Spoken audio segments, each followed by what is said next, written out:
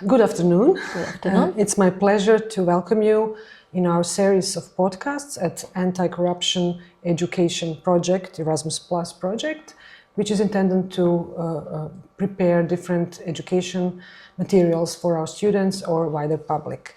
So our today's topic will be ethics and integrity and its role in anti-corruption prevention. I think that you are definitely in Croatia, maybe wider, one of the key experts on ethics issues, a distinguished professor at the Faculty of Law in Zagreb, also a civil service professor, which is specifically involved in research on civil service and ethics and actually the people's behavior in public administration. Also a vice president of Ethics Council for state officials, a former president of Ethics Commission for civil servants, and a long-standing member of Anti-Corruption Council of the government of Croatia. Okay. Thank you for inviting me. Definitely, for sure. So, first, of course, I would like to ask you something about ethics. What is ethics actually? What is its role in prevention of corruption? Okay, thank you for question. First, what is ethics? Ethics is one of those concepts that's hard to pin down with a single definition.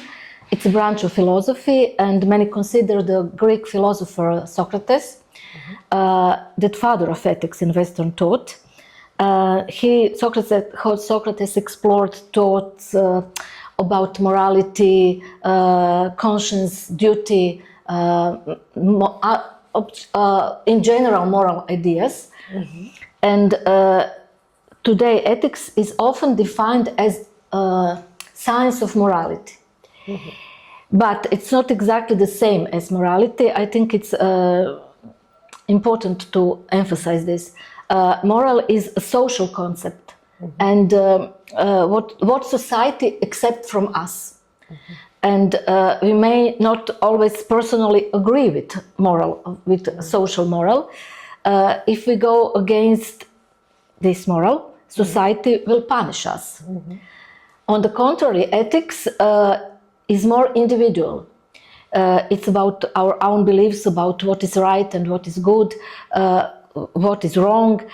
We feel guilty if we act against it, no matter what society thinks. So, what does ethics mean in public administration? And how does to help prevent corruption and unethical conduct? Some people think ethics is just theory, then that has little practical use. But I disagreed with this, and I think ethics is the foundation of all desirable conducts and behavior in public administration, and plays a crucial role in preventing corruption. Ethics in public administration includes many values these elements are based on the fundamental value of public interests. And what are these elements? These interconnected values and principles and standards and so on. For example, integrity, transparency, accountability, legality, professionalism, human dignity, and so on. But despite its individual elements, ethics also shaped by society. And that's why modern government promotes it through law, through organizational rules, trainings, and education, of course. Well, interesting, very interesting is that you emphasized on one hand expectations from the society, from the legal system, and on the other hand, our own beliefs. So would you say then that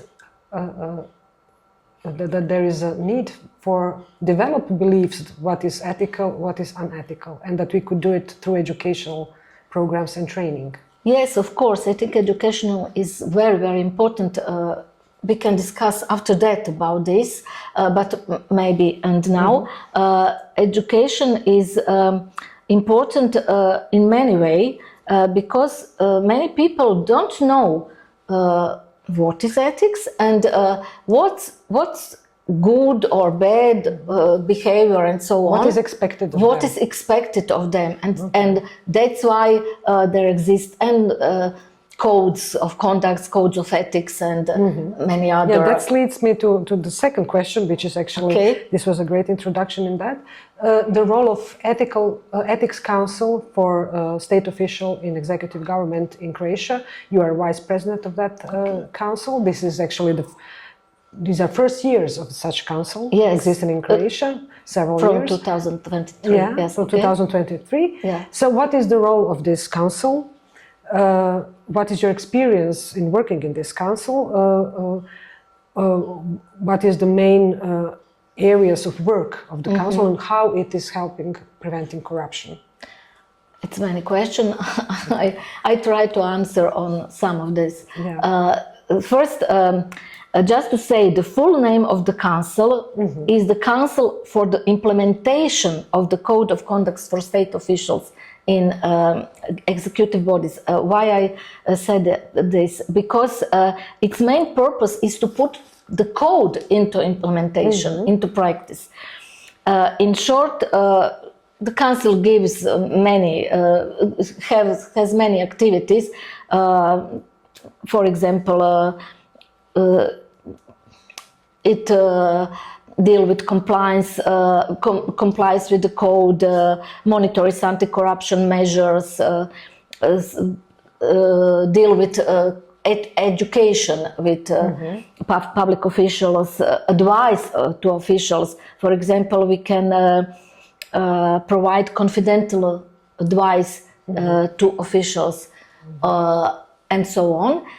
In short, we can say that the most important role of the Council, from my point of view, is to strengthen awareness among public officials and among society and citizens of the necessity of ethical behaviors in public administration and lawful conduct in the performance of public duties.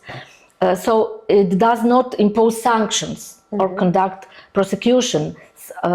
Its role is preventive. As for members, the government appointed the council members in January 2023 for a 4-year term, and the council has 5 members. 2 of them are state officials from executive bodies, 1 senior civil servant responsible for areas like anti-corruption and ethics, and 2 external experts concerned and recognized in the fields of anti-corruption and public sector ethics. Currently, the external members are Associated Professor Sunčana Roksandić, who serves as president, and me, as you mentioned earlier, as the deputy president. And the council was officially established in April 2023 and start operating by holding its first anti-corruption trainings for president, for premier, for government members and other high-ranking officials. And I want to say another thing. In a recent survey conducted by council among officials, Croatian officials, it moved the topic that got the most votes out of 10 topics of training was relation with the media and citizens. Then second is financial responsibility. And tied for third were lobbying and the ethics and integrity of public officials. And because of that, at the end of 2025, the council held training on relations with the media and citizens, and other 3 training are planned for the first half of this year. And last, about this big question, when it comes to official engagement in these trainings, there's a mix. So some are very active, participating in discussion and asking practical questions and so on. Some of them are less engaged, but unfortunately, a few haven't attended any training, any of this session, and even though participation is mandatory. Yeah. Okay. But still, there is a kind of a group of state officials. There's like 120 state officials, something like that. More or less. Yes, yeah? more or less.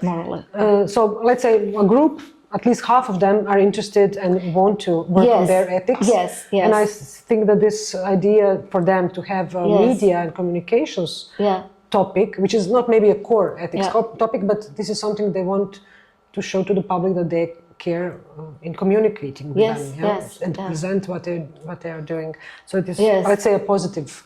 Yes, our training is this session are very actively. We discuss and so they engaged. That is great. But there's also another body also responsible for part of ethical behavior. So in Croatia we have independent commission for prevention of conflict of interest, which is here already for 20 plus years. So how is the relationship between these two bodies? Okay, as I said earlier, the Council has an exclusively preventive role. So it conducts trainings, provides advice and guidelines, issues statements to the media, and has some similar activities. Because we are an ethical body, we don't hand out sanctions. So think of us as friendly guides for officials. We don't criticize them, we help them and educate them. And if based, for example, if based on a complaint, we find that an official behavior are not good or does not comply with the code, we issue an opinion, but this opinion is no punitive character. More instructive. More instructive, yes. And you publish, eventually, you publish all these opinions to show... Without names, of course. Of course, but to show basically examples how to behave in certain situations. On the other hand, Commission for Preventing Conflict of Interest does have the power to impose sanctions, and all their sessions and decisions are public. If someone violates the law on the prevention of conflict of interest, the Commission can give a warning or a financial penalty. Always taking proportionality into account.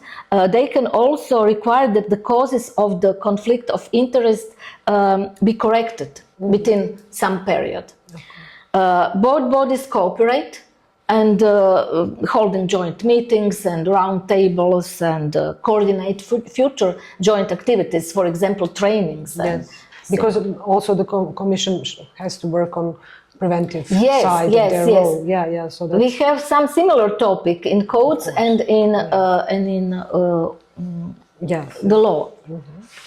But when we talk about ethic infrastructure and these bodies for prevention of for ethical behavior, you're also a president of the Civil Service Ethics Commission, so which applies in Croatia for more than 50,000 civil servants, and where there are specific rules and codes for the professional civil servants, so who are not politicians and don't change. So what is your experience in this role? I was the first president of Ethics Committee in 2008. Activate. And I had 2 mandates. And it was very interesting experience because if we compare these 2 bodies, both have the same goal: promoting ethical behavior, ethical conduct, and both have not sanctioning. But from my point of view, ethical code for a civil servant is stricter than these codes, because based on the opinion of the ethics commissioner or ethics committee, who are second tiers. Yes, the head of institution can initiate a procedure for breach of duty before the civil servants court, and formally warn the civil servants about unethical behavior. So this reflects different levels and positions. While civil servants report to the head of institutions, who can punish them and sanction them, and they are accountable according to the civil service legislation. These public officials report to the Prime Minister, and they have political responsibilities, which we can broadly consider, from my point of view, as a form of moral responsibility. So both civil servants and officials can also face criminal charges if they commit corrupt acts. And if you ask where corruption occurs more often, it's hard to say. That was my question, actually. Yes, it's hard to say, because we only know about cases when they become public and criminal proceeding. Yes, and visible. Media have very important role in this. Of course. While the public perception might be that every man in power is corrupt, it's the general opinion. I can say, and I think, and you agree with me, that unethical behavior and corruption exist at all levels, from the lowest to the highest. However, corruption at the level of public officials is more damaging, causing huge material and psychological harm in the society. So it affects trust. And the affect trust. It's very, very important.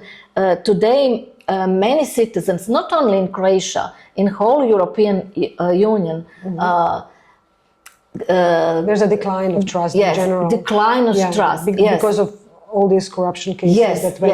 Yes. And even these unethical behaviors, which are not maybe in criminal terms corrupt. Yes. Maybe only some, I don't know, scandal, another type. But you said it affects trust of the public towards political institutions, and it undermines security. Yes, that's very actually damaging, as you said, for the whole system. Yes. And of course, more visible. Political corruption. Yes, of course. Than this at the lower levels. I don't know. Maybe in past there was the same. But we didn't unethical see activity. But we don't see it. Yeah. Now, of course, today with all these social networks, and information we have, everything is visible. Visible. Yes.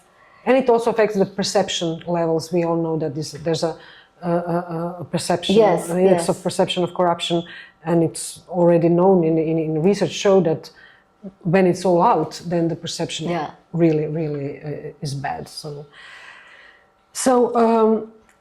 what is your, for example, recommendation in regarding all your knowledge about ethics, institutions, ethical codes?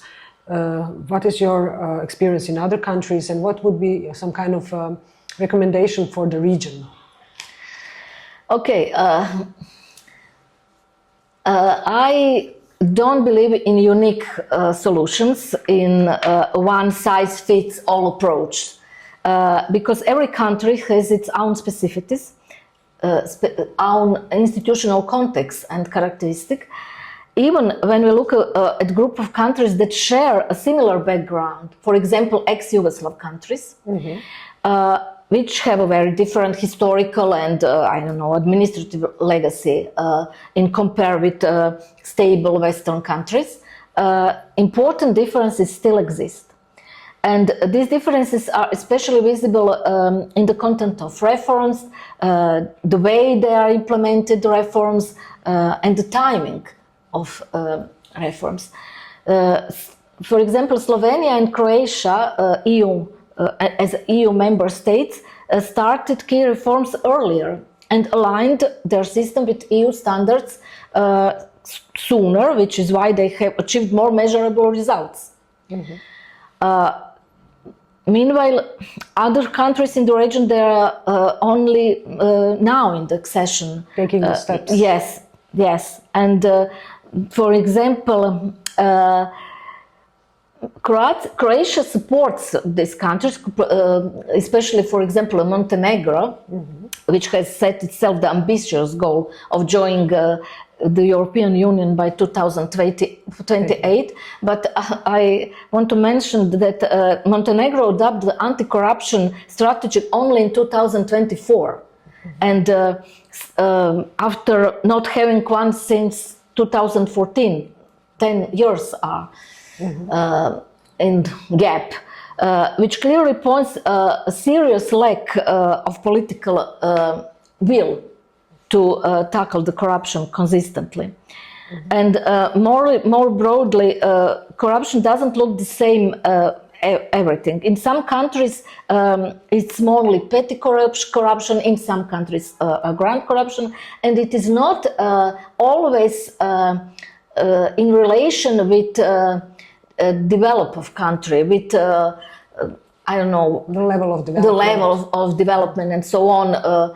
General opinion is that West countries, less corrupted, less corrupted, and so on. But previously conducted research of 22 transitional countries showed that the state capture was most common where reforms were weak and partial, even though liberalization and privatization were moving forward. Yeah, okay, so the country was becoming richer, but at the same time it doesn't necessarily reflect in lowering the level of corruption. It's most important as a survey finding that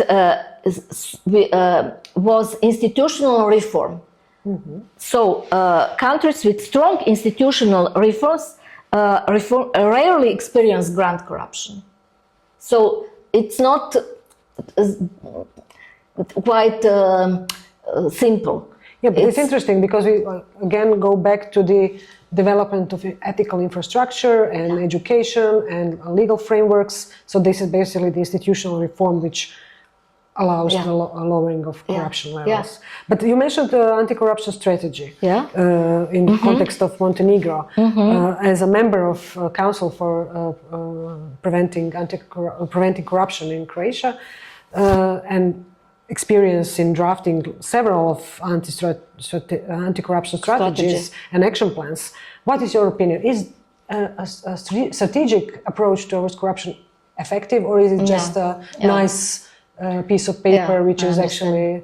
Yes, it's a very important question because every country is challenged with this problem. Anti-corruption strategies, from my opinion, are important, not just as formal documents, but as a real sign of political will to tackle corruption. They also provide guidance for the actions that need to be taken.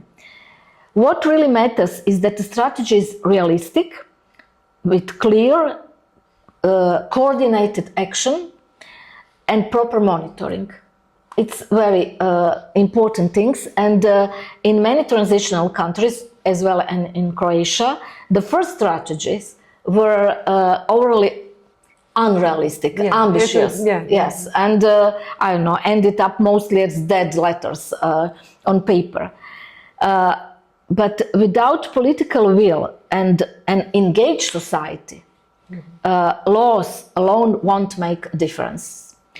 So corruption is just one, and another thing, corruption is just one example of many ways unethical behaviors, and many I don't know, ethical standards can be violated. It's not just corruption. Yeah, of course. And that's why the combinations of strong institutions, of strategies, clear laws, ethical conduct, ethics codes of ethics and codes of conducts and I don't know, other management mechanisms is necessary in both in the public and private sector.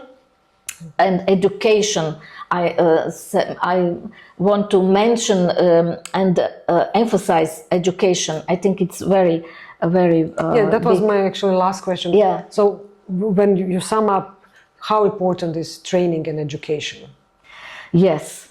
I mean, we can have strategies, we can have laws, we can have institutions, but still there is an element of training, instilling values in people, what is ethical, what is not, what is corruption, what is not. So how important it is when we weight all these elements. Yes, I think it's very important and young people should start learning about these topics as very little child, even in elementary school, but maybe even in the kindergarten, in school through civics. Actually, they learn, but they don't call it like that. Yes, what is ethical, what is not. Yes, but of course. Yeah. Through and in family, of course. Through civic educations and social issue classes in schools. Today, we are witnesses that with media and social networks full of scandals and negative context, it's easy for young people to get lost and miss what really matters. So for future lawyers and young legal professionals, this kind of education is essential. Why? Because they will face ethical challenges in their daily work and needed to be ready for them. Some of them will become civil servants, some of them become on top public officials. Public officials on top positions where they might be asked to do things that are illegal or unethical. So that's why law faculties should offer specialist course covering everything from administrative law to criminal law and corruption and ethics, of course, but in one course, because right now these topics are scattered across different classes.